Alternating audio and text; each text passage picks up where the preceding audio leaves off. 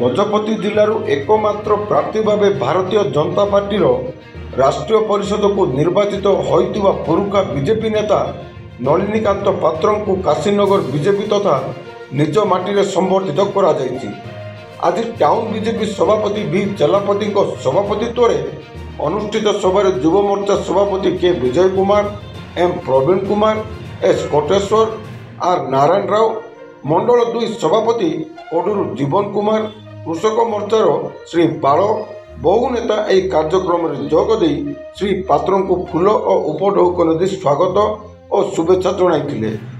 ଏହି କାର୍ଯ୍ୟକ୍ରମ ସ୍ଥାନୀୟ ଆୟପ୍ପା ମନ୍ଦିର ହଲ୍ଠାରେ ଅନୁଷ୍ଠିତ ହୋଇଥିଲା।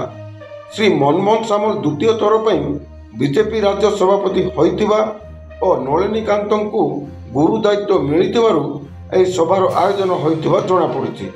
କାଶୀନଗରରୁ ପ୍ରଣତି ସାବତଙ୍କ ରିପୋର୍ଟ, ଓଡ଼ିଶା ଏକାମ୍ର ଲାଇଭ୍।